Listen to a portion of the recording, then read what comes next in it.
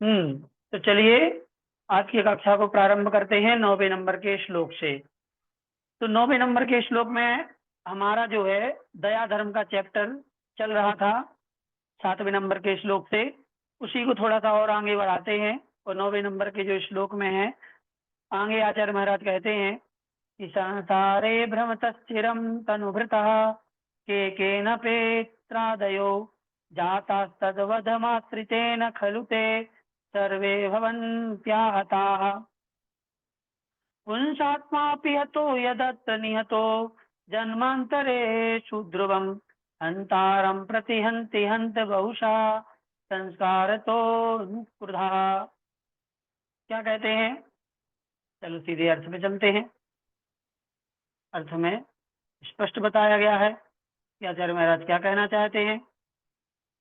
तो देखिए क्या कहा है कि संसार में चिरकाल से परिभ्रमण करने वाले प्राणी के कौन कौन से जीव पिता माता व भाई आदि नहीं हुए हैं।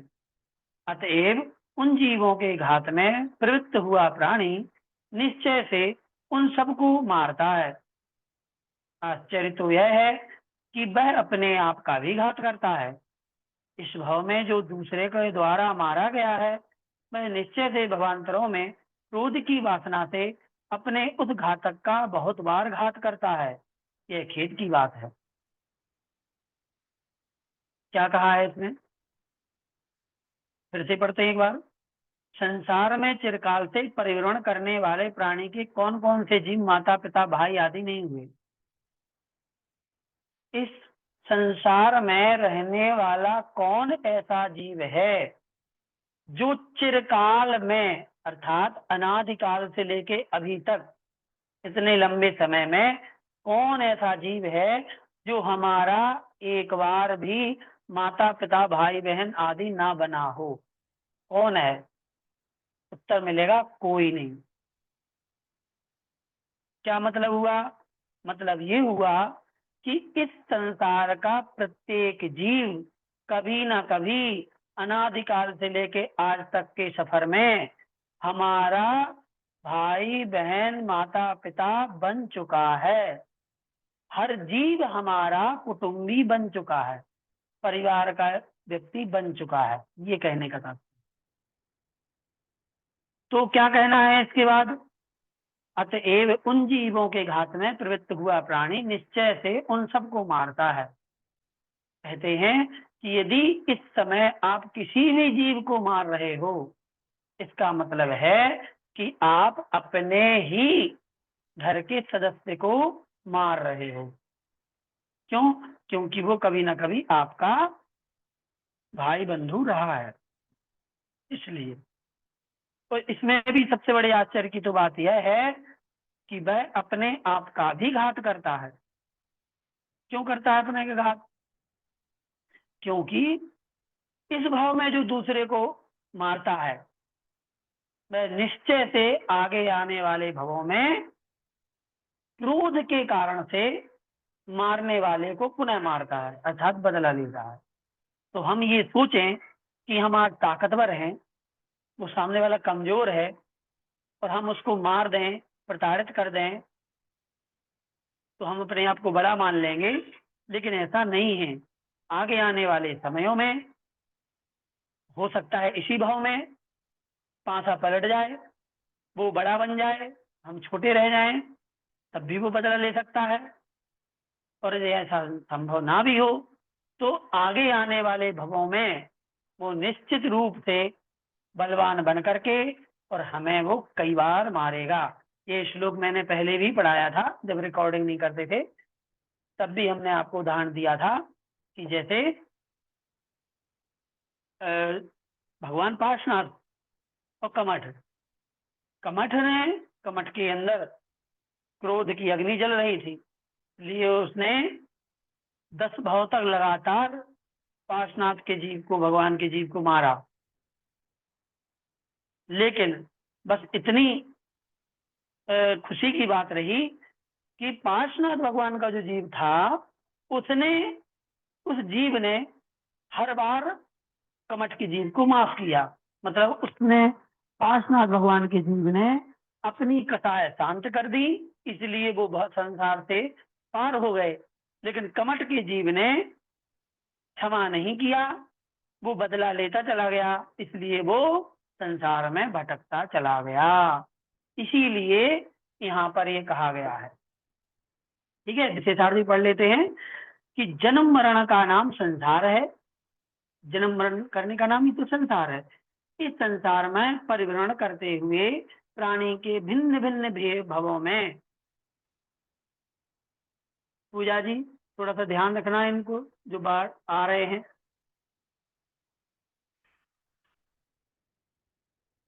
तो भिन्न भिन्न भवों में अधिकतर जीव माता पिता आदि संबंधों को प्राप्त हुए हैं।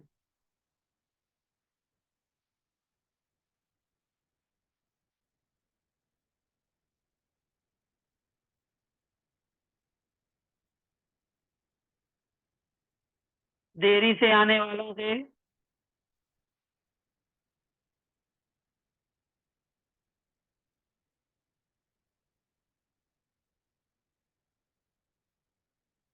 देर से ज्वाइन करने वालों से निवेदन है कि आप थोड़ा जल्दी ज्वाइन किया करें, क्योंकि बार बार हमें एडमिट करना पड़ता है तो परेशानी होती है। क्या कह रहे हैं कि इस संसार में परिभ्रमण करते हुए प्राणी के भिन्न भिन्न भवों में अधिकतर जीव माता पिता आदि संबंधों को प्राप्त हुए हैं, जैसा हमने पहले बताया। अतएव जो प्राणी निर्दय होकर उन जीवों का घात करता है, वह समझ लो अपने माता पिता का ही घात कर रहा है। और तो और क्या कहा जाए, क्रोधी जीव अपना आत्मघात भी कर बैठता है। इस क्रोध की वासना से, देखो,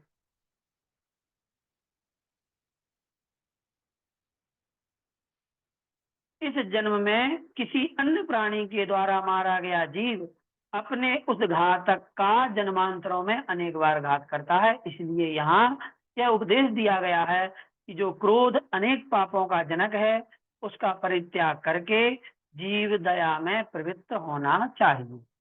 तो सार रूप में वापिस यहाँ पर जीव दया को ही प्रमोट किया गया है, और जीव दया के प्रति हम सभी को तैयार रहने के लिए कहा गया है कि जीव दया के लिए तैयार रहिए, क्रोध के लिए आप अपने ऊपर हावी ना होने दें। ठीक है, ये श्लोक यहाँ पे अर्थ हो गया।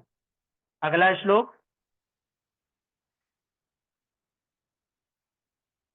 त्रैलोक्य प्रभु भावतोपि सरुजो एकम निजम जीवितम प्रेयस्तेन विनाशकस्य भविते त्याकांक्षिता प्राणिनः निश्चेत प्रतिशील निर्मल गुणा धारा ततो निश्चितम जंतुर्जीवित दान त्रिभुवने सर्व प्रधानम लघु। क्या कह रहे हैं, देखो, रुग्ण प्राणी को भी तीनों लोगों की प्रभुता की अपेक्षा एकमात्र अपना जीवन ही प्रिय होता है।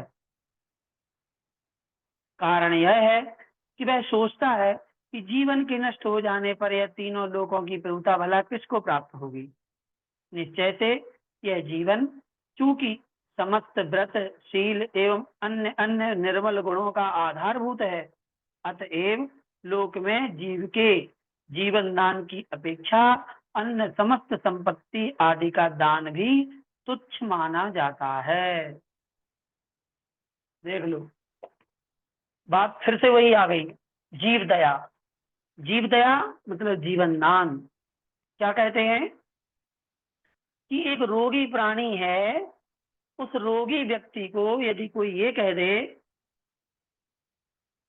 कि तुम अपना रोग समन ना करो, मतलब रोग बीमारी को दूर मत करो, हम तुम्हें तीनों लोगों का अधिपति बनाए देते हैं, लेकिन तुम्हारी बीमारी ठीक नहीं करेंगे, तो वो क्या कहेगा, वो कहेगा भैया हमें तीनों लोगों का अधिपति नहीं बनना, हमें तो तुम ठीक कर दो, हमारी बीमारी ठीक कर दो। क्यों? क्योंकि बीमारी ठीक नहीं होगी, हम मर ही जाएंगे कुछ दिनों में, तो तीनों लोगों का स्वामी बनने का क्या मतलब रहेगा? बताओ भैया, कुछ मतलब रहेगा क्या? है नहीं रहेगा ना। तो जब जीवन ही नहीं रहेगा तो फिर तीनों लोगों का स्वामी भी बना दो तो क्या काम का? कोई काम का नहीं। तो वही कह रहे हैं कि जैसे रोगी प्राणी को तीनों लोगों की प्रभुता भी दी जाए, उसकी अपेक्षा वह अपना जीवन दान मांगेगा। मतलब जीवन दान सबसे बड़ा है, तीनों लोगों के स्वामी बनने से भी बड़ा है। और ये भी एक बात है कि जीवन जब तक है तभी तक हमारे व्रत, शील और दूसरे जो गुण हैं वो रह पाएंगे। क्योंकि ये मनुष्य जन्म है, ये मानव शरीर, इस मानव जन्म के साथ ही व्रत, शील और अन्य जो गुण हैं वो रह पाते हैं।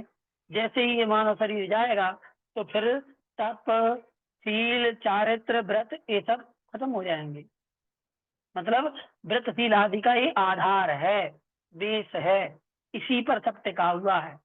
और यही नहीं रहेगा शरीर तो फिर सारे धर्म का अनुष्ठान ही खराब हो जाएगा, बेकार हो जाएगा। इसीलिए जीवन बहुत महत्वपूर्ण है। ठीक है, तो यही यहाँ पर कहा गया है कि लोक में इसलिए जीवन दान की अपेक्षा अन्य सारी संपत्ति भी तुम दान कर दो तो भी तुच्छ है। अर्थात एक तरफ जीवन दान और दूसरी तरफ पूरी संपत्ति। तो जीवन दान की अपेक्षा सारी संपत्तियां तुच्छ हैं, बिल्कुल किसी काम की नहीं। यदि जीवन दान दे दिया मतलब सारी संपत्ति आपने उसको दे दी। इसलिए हमें जीवन दान अर्थात जीवों पर दया का परिणाम, दया रूपी ये गुण अपने अंदर धारण करना चाहिए। यही बात विशेषार्थ में लिखी हुई है। ठीक है,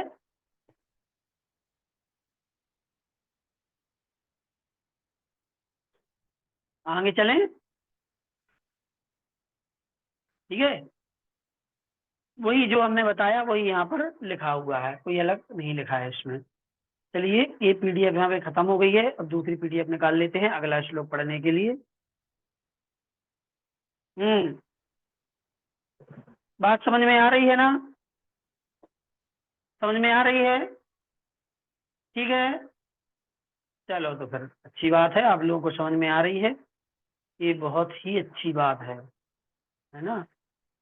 एक सेकंड, अरे भाई साहब। हम्म,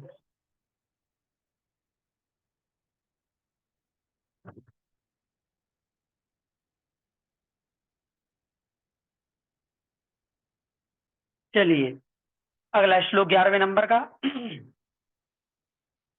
स्वर्गाया वृत्तिनोऽपि सार्ध मनसा प्रेयस्करी केवला सर्व प्राणी दया तया तु रहितः पापस्तपस्थोऽपि वा तद्दानं बहुदीयतां तपसि वा चेतश्चिरं धीयताम् ध्यानं वा क्रियतां जनान सफलम किंचित दयावर्जितम। देखो कितनी सुंदर बात कह रहे हैं आचार्य महाराज। क्या कहते हैं? जिसका चित्त दया से भीगा हुआ है वह यदि व्रतों से रहित भी हो तो भी उसकी कल्याणकारिणी एकमात्र सर्व प्राणी दया स्वर्ग प्राप्ति की निमित्त भूत होती है। कितनी बड़ी बात कही। पॉइंट भी नोटेड, ये पॉइंट अपने दिमाग में नोट कर लीजिए कि यदि आप सभी व्रतों से रहित हो, कोई व्रतों का पालन नहीं करते हो, लेकिन आपके अंदर दया है, आपका हृदय दया से भीगा हुआ है, तो उस दया के कारण से भी आपको स्वर्ग की प्राप्ति हो सकती है। इसलिए तत्वार्थ सूत्र जी में चारों गतियों में जाने के लिए, मतलब चारों प्रकार की आयु का बंद करने के लिए अलग अलग सूत्र दिए हैं। और एक और सूत्र दिया है, निशील व्रतत्वम च सर्वेषाम। अर्थात कोई शील और कोई व्रत ना भी हो लेकिन समता परिणाम होता है तब भी वह जीव स्वर्ग को सर्वेशा मतलब चारों गतियों का बंध, चारों प्रकार की आयु का बंध कर सकता है। मतलब चारों प्रकार की आयु का बंध करने के लिए अपने अपने कारण अलग हैं, लेकिन यदि वो कारण नहीं हो तब भी वह चारों प्रकार की आयु का बंध समता परिणाम के साथ स्वर्ग का, क्रोध परिणाम के साथ नरक का, माया परिणाम के साथ त्रियंज का, ऐसे कर सकता है। ठीक है। और शील व्रत ना भी हो तो भी स्वर्ग जा सकता है, ऐसी बात नहीं है। और ये बात इसलिए यहाँ पर लिखी गई है कि दया यदि है तो स्वर्ग प्राप्ति के में कारणभूत बन सकती है। इसके विरुद्ध सेकंड लाइन पढ़ेंगे। इसके विरुद्ध उक्त प्राणी, दया से रहित प्राणी तप में स्थित होकर भी पापिष्ठ माना जाता है। मतलब इसके उल्टा, एक व्यक्ति वो है जो दयालु है लेकिन कोई व्रत नहीं पालता तो भी वह स्वर्ग जा सकता है, पुण्यात्मा है। दूसरा इसका उल्टा एक व्यक्ति है जो व्रतों को तो पालन करता है लेकिन अंतरंग में दया के परिणाम है ही नहीं, तो वह पापिष्ठ माना जाता है, मतलब पाप में स्थित है। अतएव हे भव्यजनों, चाहे आप बहुत सा दान देवें, चाहे चिरकाल तक चित्त को तप में लगावें, अथवा चाहे ध्यान भी क्यों ना करें, किंतु दया के बिना वह सब निष्फल रहेगा। दया होना पहले जरूरी है। यदि दया नहीं है तो कितना ही दान दे दो, कितना ही तप कर लो, कितना ही ध्यान कर लो, सब बेकार है। दया होगी तो सब सही कहलाएगा। अगला श्लोक चलते हैं, ज्यादा समय नहीं देंगे इनको समझाने में, ठीक है, क्योंकि ये फिर प्रवचन हो जाएंगे। फिर यहाँ पे कोई सिद्धांत की चीज नहीं है ना, उपदेश है।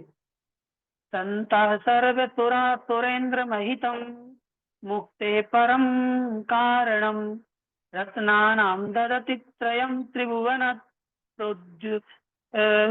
त्रिभुवन प्रद्योतिकाये सति वृत्तिस्तस्य यदन्यतः परमया भक्त्यार्पितां जायते तेषां सद्गृहमेधिनां गुणवतां धर्मो न कस्य प्रियः। देखो, अब यहाँ पर गृहस्थ धर्म की चर्चा शुरू हो रही है। गृहस्थ धर्म क्या? जो गृहस्थ होता है, घर में रहता है। अब अभी तो सिर्फ पहले दया के बारे में चर्चा की, ठीक है। आप आ जाएं 7वें नंबर के श्लोक पर। 7वें नंबर के श्लोक में क्या बात कही थी कि सबसे पहले धर्म का स्वरूप क्या है? दया ही धर्म का स्वरूप है। तो दया को ही धर्म कहा था, इसलिए इस 7 से लेकर के और 11वें नंबर के श्लोक तक केवल दया दया की चर्चा हुई है। समझ रहे हैं आप लोग? ठीक है। अब उसके बाद 7वें नंबर के श्लोक में क्या कहा था? धर्म 2 प्रकार का, गृहस्थ धर्म और मुनि धर्म। तो अब यहां से उन 2 प्रकार के धर्मों की चर्चा होगी, गृहस्थ धर्म की और मुनि धर्म की। तो सबसे पहले गृहस्थ धर्म की चर्चा शुरू करते हैं। तो इस श्लोक में गृहस्थ की चर्चा शुरू हो रही है। क्या कहते हैं कि जो रत्नत्रय अर्थात सम्यक दर्शन, सम्यक ज्ञान और सम्यक चारित्र, ये जो रत्नत्रय है ये समस्त देवेंद्रों एवं असुरेंद्रों से पूजित है। क्या कहा? समस्त देवेंद्रों असुरेंद्रों से पूजित है, मुक्ति का अद्वितीय कारण है,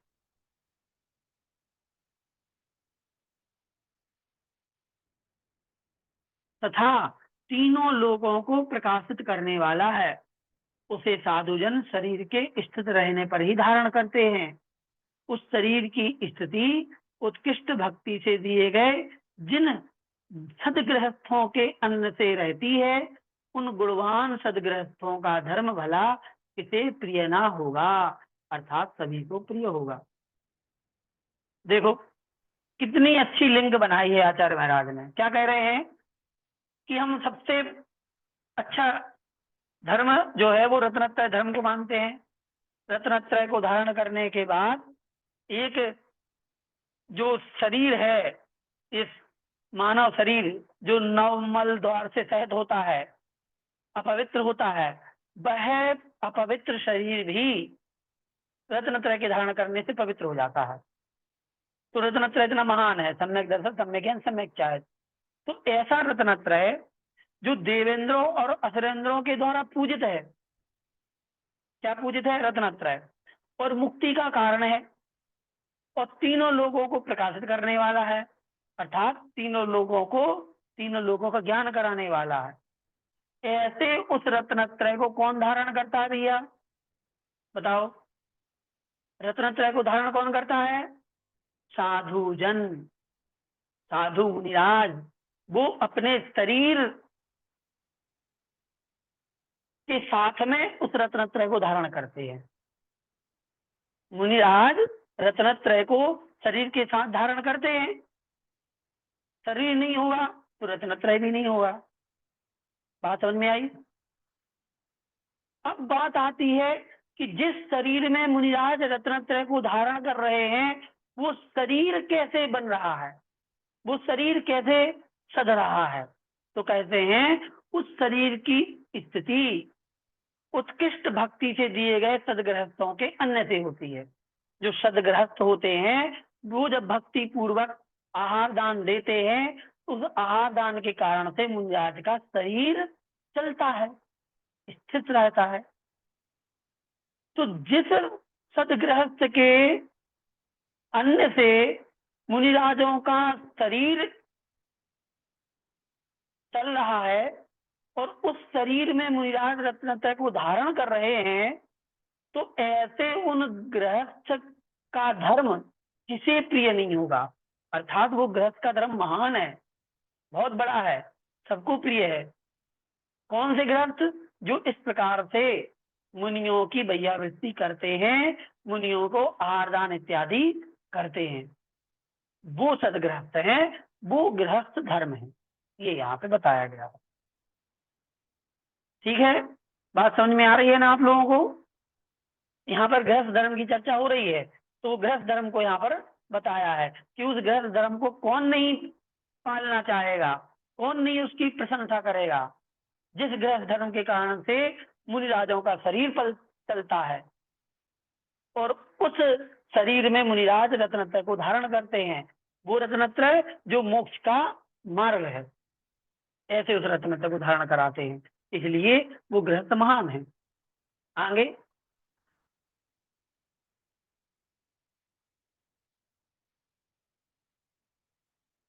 आरभ्यन्ते जिनेन्द्रा गुरुसु च विनतिर् धार्मिकै प्रीतिरुच्चै पात्रेभ्यो दानमाप निहत जन कृते सच्च कारुण्य बुद्ध्या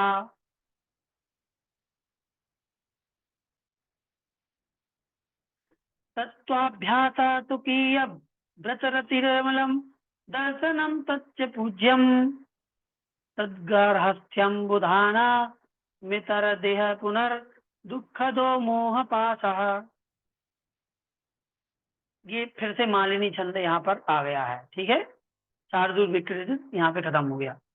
क्या कहते हैं अब 13वें नंबर के श्लोक में कि जिस गृहस्थ अवस्था में जिनेंद्रों की आराधना की जाती है, गृहस्थ धर्म की चर्चा चल रही है भैया, ध्यान से सुनो, अपन सभी गृहस्थ हैं और अपने धर्म की चर्चा चल रही है कि जिस गृहस्थ अवस्था में जिनेंद्रों की आराधना की जाती है, निर्ग्रंथ गुरुओं के विषय में विनय युक्त व्यवहार किया जाता है, अर्थात निर्गंध गुरुओं का विनय किया जाता है। जिस गृहस्थ के द्वारा धर्मात्मा पुरुषों के साथ अच्छे वात्सल्य भाव रखा जाता है, धर्मात्माओं के साथ वात्सल्य भाव रखते हैं, पात्रों के लिए दान दिया जाता है जिस गृहस्थ के द्वारा, वह दान आपत्ति से पीड़ित प्राणी के लिए भी दया बुद्धि से दिया जाता है। वह दान एक तो हम मुनिराजों को देते हैं और एक दान हम कोई प्राणी पीड़ित है किसी आपत्ति से, तो उसको भी हम दया बुद्धि से उसको भी दान देते हैं। तत्वों का परिशीलन किया जाता है, हम जानते हैं समझते हैं, देखो स्वाध्याय कर रहे हैं। अपने व्रतों से अर्थात गृहस्थ धर्म से प्रेम किया जाता है और निर्मल सम्यक दर्शन धारण किया जाता है। वह गृहस्थ अवस्था विद्वानों के लिए पूजने के योग्य है। बताओ, वह गृहस्थ अवस्था विद्वानों के द्वारा पूज्य है, मतलब प्रशंसनीय है। यहाँ पूजने का मतलब प्रशंसनीय है, आदरणीय है। ठीक है, पूजने का मतलब यहाँ पर अष्टद्रव्य से पूजन नहीं समझ लेना। ठीक है, तो ऐसा वह गृहस्थ धर्म जहाँ पर हम सिद्धों की आराधना करते हैं, अष्टांगी का पर्व चल रहे हैं, बहुत सारी जगह पर सिद्ध चक्र विधान चल रहे हैं, है ना। तो वो सदगृहस्थ जो ऐसे सिद्ध चक्र विधानों में बैठ करके सिद्धों की आराधना करते हैं अपने समय के अनुकूलता से। ठीक है, जब कोई निर्गंध गुरु आते हैं तो उनकी विनय भक्ति करते हैं, उनके साथ वात्सल्य भाव रखते हैं, उनके लिए आहार दान देते हैं, और कोई आपत्ति में पीड़ित कोई व्यक्ति है उसको भी दान देते हैं। तत्वों का परिशीलन करते हैं अर्थात स्वाध्याय इत्यादि करते हैं। इतने सारे गुणों से युक्त जो गृहस्थ धर्म है, उस गृहस्थ धर्म को, उस गृहस्थ धर्म की हर विद्वान, विद्वान का मतलब है हम और आप जैसे व्यक्ति नहीं, गरधर आदि देव भी ऐसे गृहस्थ धर्म की प्रशंसा करते हैं। ठीक है, लेकिन वो गृहस्थ धर्म होना चाहिए अच्छा, ऐसा नहीं कि धर्म कर्म से कोई लेना देना नहीं, बस खाओ पियो और सो जाओ, है ना। ऐसे गृहस्थ धर्म की कोई प्रशंसा नहीं करता, है ना। हाँ, समझ गए होंगे आप लोग। चलो अगला श्लोक लेते हैं, बस अंतिम श्लोक। अभी हम भी थोड़ा रूटीन बना रहे हैं, है ना। श्लोकों को जल्दी करने का क्या है कि डिटेल करने की आदत है, तो थोड़ा सा शॉर्ट शॉर्ट में समझाने का प्रयत्न करेंगे। बस अंतिम श्लोक लेंगे ये। आदौ दर्शन आदौ दर्शन मुन्नतम व्रतमिता, ये फिर से शार्दूल विक्रीडित छंद है। सामयिकम सामायिकम प्रोषध त्यागश्चैव सचित्त वस्तु निधि वा भुक्तम तथा ब्रह्म च नारंभो न परिग्रहो ननु मतिर्नोदिष्ट में कालस स्थानानीति गृहभृते व्यसनिता त्यागस्तदाद्यमता। क्या कह रहे हैं, वो गृहस्थ धर्म जिसमें देखो गृहस्थ के ही ये व्रत होते हैं। सर्वप्रथम उन्नति को प्राप्त हुआ सम्यक दर्शन, इसके पश्चात व्रत, फिर क्रमशः सामायिक रोजोपवास, सचित वस्तु का त्याग, दिन में भोजन करना, रात्रि भोजन का त्याग, अनंतर ब्रह्मचर्य का धारण करना, आरंभ नहीं करना, परिग्रह का न रखना, गृहस्थी के कार्यों में सम्मति न देना, तथा उद्दिष्ट भोजन को ग्रहण न करना। इस प्रकार से श्रावक धर्म में 11 प्रतिमाएं निर्दिष्ट की गई हैं। ये 11 प्रतिमाओं के नाम आए हैं। ये सब किसकी होती हैं, ये सब श्रावक की होती हैं, गृहस्थ की होती हैं। ठीक है, उन सब के आदि में द्यूत आदि दुर्व्यसनों का त्याग स्मरणीय स्मरण किया गया है, अर्थात बतलाया गया है। मतलब ये जो 11 प्रतिमाएं हैं, इन 11 प्रतिमाओं को धारण करने के पहले जो द्यूत आदि, द्यूत मतलब जुआ, जुआ खेलना, चोरी करना, शिकार करना आदि जो 7 व्यसन है, इनका त्याग स्मरण करना चाहिए। मतलब 7 व्यसनों का त्याग सबसे पहले होना चाहिए, इसके बाद फिर ये जो 11 प्रतिमाएं आती हैं ये स्वीकार किया जाता है। ठीक है, तो इस प्रकार से ये विशेषार्थ में इन 11 प्रतिमाओं की एक एक लाइन में चर्चा की गई है। ठीक है, चलो इसको भी हम पढ़ ही देते हैं, चाहे को छूट जाए। देखो, सकल चारित्र और विकल चारित्र के भेद से चारित्र 2 प्रकार का है। ठीक है, आप सभी पिछले साल पढ़ चुके हैं साल 4 में, फिर भी रिवीजन हो जाएगा। इनमें सकल चारित्र मुनियों के और विकल चारित्र श्रावकों के होता है। किसी को भूल रहा हो तो अभी याद करते जाना। उनमें श्रावकों की 11 श्रेणियां होती हैं जिन्हें अपन प्रतिमा कहते हैं। सबसे पहले दर्शन, फिर व्रत, फिर सामायिक, रुद्रोपवास, चित्त त्याग, दिवाभुक्ति, ब्रह्मचर्य, आरंभ त्याग, परिग्रह त्याग, अनुमति त्याग, फिर उद्दिष्ट त्याग, ये होगी प्रतिमाएं। अब एक एक लाइन में इनका अर्थ है क्या। विशुद्ध सम्यक दर्शन के साथ संसार, शरीर और इंद्रिय के विषय भोगों से विरक्त होना, और विरक्त होकर के पाक्षिक श्रावक के आचार के उन्मुख होने का नाम दर्शन प्रतिमा है।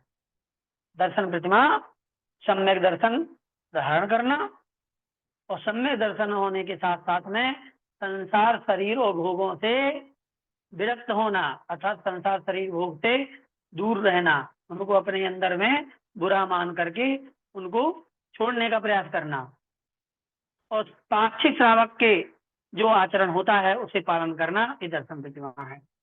दूसरा व्रत प्रतिमा, माया, मिथ्या और निदान रूप 3 शल्यों से रहित होकर अतिचार रहित 5 अणुव्रतों और 7 शील व्रतों के धारण करने को व्रत प्रतिमा कहा जाता है। ठीक है। तीसरा सामायिक, नियमित समय तक हिंसा आदि 5 पापों का पूर्ण रूप से त्याग करके अनित्य व अशरण आदि भावनाओं का तथा संसार एवं मोक्ष के स्वरूप आदि का विचार करना, इसे सामायिक कहते हैं।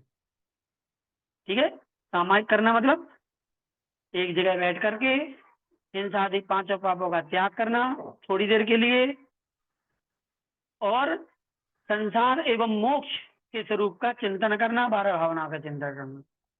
तीसरी प्रतिमा हो गई। फिर चौथी दर्शन, व्रत, सामायिक। ठीक है। अब प्रत्येक अष्टमी और चतुर्दशी को 16 प्रहर तक 4 प्रकार के भोजन का परित्याग करके प्रोषोपवास करना। यह प्रोषद शब्द का अर्थ एक आसन और उपवास का अर्थ सब प्रकार के भोजन का परित्याग होता है। पहले भी हमने बताया था। प्रोषद का मतलब होता है एक बार भोजन करना, और उपवास का मतलब है 4 प्रकार के आहार का त्याग करना। तो प्रोषोपवास का मतलब होता है पहले एक आसन करना, फिर उपवास करना, और बाद में फिर एक आसन करना, ऐसे। ठीक है। ये हमने आपको पहले बहुत अच्छे समझाया था।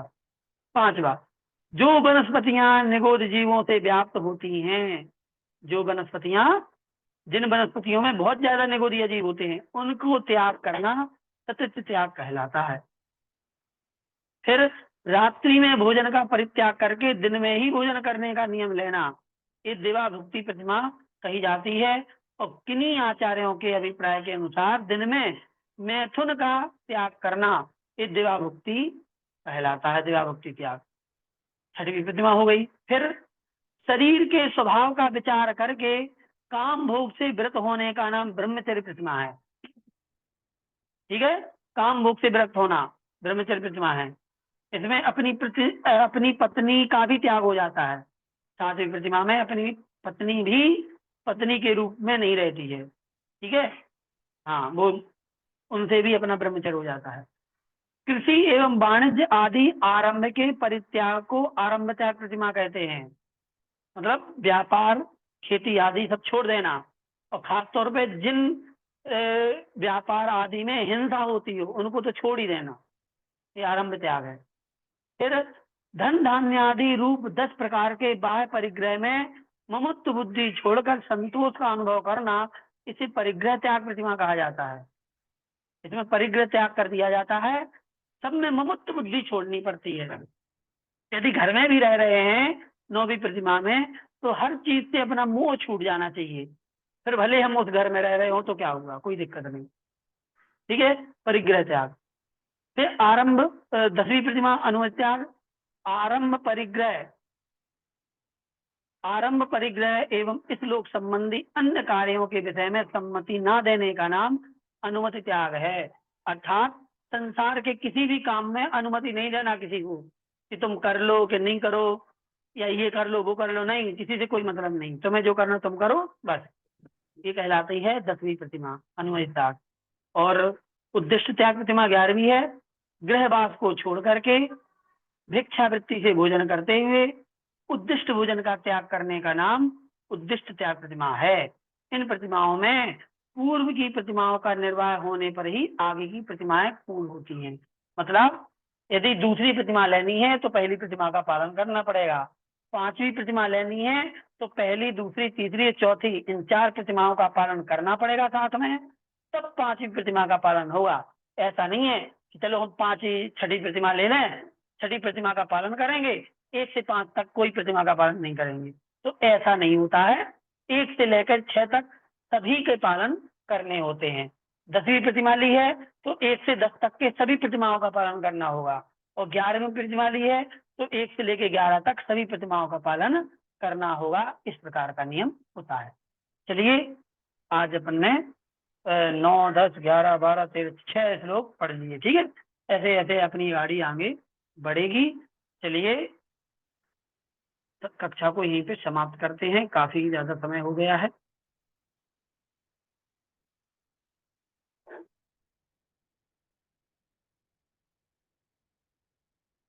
हम्म।